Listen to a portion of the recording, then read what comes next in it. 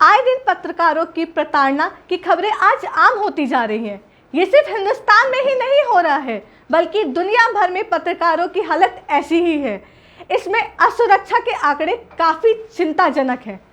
Community to protect journalist के अनुसार 1952 से अब तक 1400 से अधिक पत्रकारों की हत्या कर दी गई है।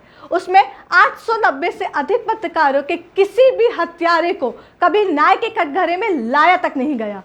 दोषियों पर कार्रवाई नहीं करना जाना उन्हें दंड से मुक्ति देना एक ही समान है। 100 खून माफ यानी हत्यारों को इम्यूनिटी मिल गई है। आज भी दुनिया भर में 274 से अधिक पत्रकार जेल में बंद हैं। ये समस्या विकराल रूप लेती जा रही है। ताज़ा आंकड़े पत्रकारों पर हमलाओं और हत्याओं के नए रिकॉर्ड बना रहा है। नमस्कार, मैं साक्षी चौहान और आप देख रहे हैं नजर टुडे। मैं आज पत्रकारों की सुरक्षा के बारे में इसलिए बता रही हूं क्योंकि पत्रकारिता को लोकतंत्र का चौथा स्तंभ कहा गया है। परंतु क्या हो जब पत्रकार पर ही खतरा मंडराने लगे, क्योंकि एक पत्रकार ही अपने जान को जोखिम में डाल के लोगों के सामने दुनिया भर की खबरें से आम जनता तक पहुंचाता है। चाहे कोविड हो या रूस या यूक्रेन के युद्ध, वहां की हर खबर से रूबरू हमें पत्रकार ने ही करवाया है। मैरी कॉल्विन और डैनियल पर्ल जैसे हाई प्रोफाइल पत्रकार भी हत्या का शिकार हुए थे, लेकिन मरने वालों के अधिकांश पत्रकार स्थानीय मीडिया से जुड़े हैं। ऐसे आंकड़े असल सच्चाई की एक झलक मात्र हैं। पत्रकारों की पिटाई, अपहरण, कारावास और धमकियों की संख्या काफ़ी अधिक हो रही है। इन्हें चुप कराने की कोशिश भी बड़ी संख्या में की जाती है। उच्च पदस्थ सूत्रों के अनुसार प्रधानमंत्री मोदी ने निर्देश के बाद गृह मंत्रालय ने एसओपी बनाने का काम शुरू कर दिया है, लेकिन एसओपी तैयार करने की समय सीमा तय नहीं हुई है।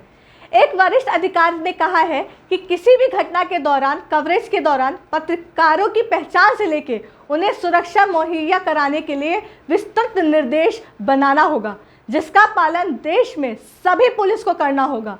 पत्रकारों को खतरा विभिन्न तरह की ताकतों से है। इनमें ड्रग माफिया, आतंकी समूह, निरकुश सरकारें, जातियां, शत्रु, उन्मादी और अराजक तत्व आदि शामिल हैं।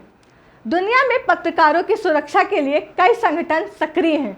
इनमें से अभिव्यक्ति की आज़ादी के पक्ष घर प्रतिनिधि संगठनों के साथ ही संयुक्त राष्ट्र संघ तथा organisation for security and cooperation in Europe शामिल हैं। ग्लोबल इन्वेस्टिगेटिव जर्नलिज्म नेटवर्क का संसाधन श्रृंखला में हम पत्रकारों की सुरक्षा के लिए प्रतिबद्ध है। प्रेस स्वतंत्रता पर सक्रिय प्रमुख अंतर्राष्ट्रीय संगठनों के विवरण भी दिया गया है।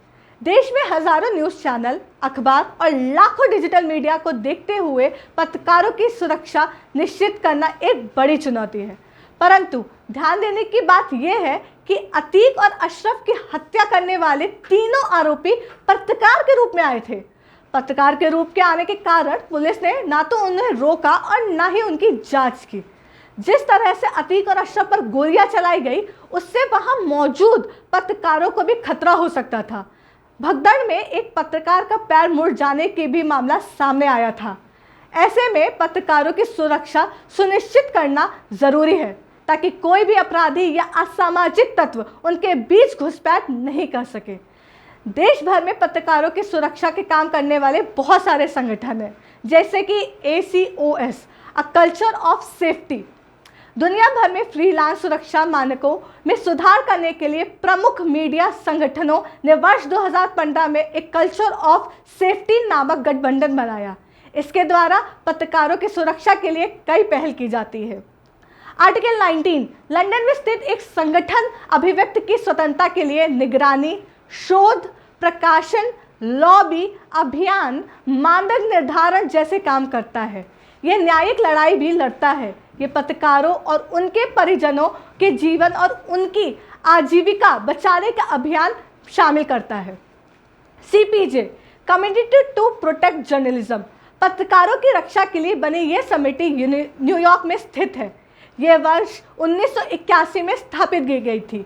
पत्रकारों के निर्देश मंडल द्वारा इसका प्रबंधन किया जाता है। ये समिति वार्षिक रिपोर्ट तैयार करते हैं, अंतर्राष्ट्रीय मिशन संचालित करती है और कई अन्य गतिविधियों के साथ ही इम्यूनिटी टू इंडेक्स तैयार करती है। यहाँ इम्यूनिटी का आशय है दंड मुक्ति, यानी पत्रकारों पर हमला करने वाले को सजा नहीं मिलना। इसके द्वारा पत्रकार सहायता कार्यक्रम भी चलाया जाता है। इसमें संकटग्रस्त पत्रकारों को कानूनी मदद, चिकित्सा और पुनर्वास सहायता दी जाती है। साथ ही मरे गए और कैद किए गए पत्रकारों को परिवार के लिए सहायता को भी प्रावधान है। फर्स्ट ड्राफ्ट ये मीडिया संस्थानों और सामाजिक लोगों का एक निष्पक्ष नेटवर्क है। ये सोशल वेब के प्राप्त सामग्री को खोजने, सत्यापित करने और प्रकाशित करने में व्यावहारिक और नैतिक मार्गदर्शन प्रदान करता है। GBL ग्लोबल जर्नलिस्ट सिक्योरिटी ये वर्ष 2011 में स्थापित वॉशिंगटन स्थित एक परामर्श फर्म है। ये मीडिया कर्मी, नागरिक, पत्रकारों, मानवाधिकार कार्यकर्ताओं और स्वयंसेवी संगठनों के कर्मचारियों को सुरक्षा, प्रशिक्षण और सलाह देती है। ये विकसित देशों के साथ उभरते हुए लोकतांत्रिक देशों में अंतर्राष्ट्रीय प्रेस स्वतंत्रता और मानवाधिकार मानकों को पूरा करने के लिए सुरक्षा बलों को प्रशिक्षित करती है। साथ ही उन्हें प्रेस के साथ समुचित व्यवहार करना भी सिखाता है। IAPA inter American press association ये मियामी, फ्लोरिडा में स्थित है। इसकी स्थापना 1940 के दशक उत्तरार्ध में हुई थी। कनाडा से लेकर चिली तक लगभग 1400 से प्रकाशन समूह इसके सदस्य हैं। ये प्रेस की स्वतंत्रता की निगरानी करता है। इसे विशेष कार्यक्रम में किसी पत्रकार की मौत पर रैपिड रिस्पांस यूनिट बनाना, प्रत्येक देश में प्रेस को स्वतंत्रता पर अर्धवार्षिक रिपोर्ट जारी करना शामिल है। ये खतरनाक देशों में काम करने वाले पत्रकारों का मार्गदर्शन करने के लिए जोखिम मानचित्र को भी प्रकाशित करता है। ये पत्रकारों की हत्या का विस्तृत जानकारी के साथ इम्यूनिटी प्रोजेक्ट संचालित करता है। IFJ international federation of journalism ये ब्रुसेल्स में स्थित है। इसे 1952 में अपने आधुनिक रूप में लॉन्च किया गया था। ये खुद को पत्रकारों की दुनिया का सबसे बड़ा संगठन बताता है। ये प्रेस का स्वतंत्रता के मुद्दों पर नजर रखता है और पत्रकारों की सुरक्षा पर वकालत करता है। इसमें इंटरनेशनल यूथ सेफ्टी इंस्टीट्यूट की स्थापना की थी। धन्यवाद। ऐसी ही वीडियो और जानकारियों को देखने के लिए बने रहें नज़र टुडे। शुक्रिया।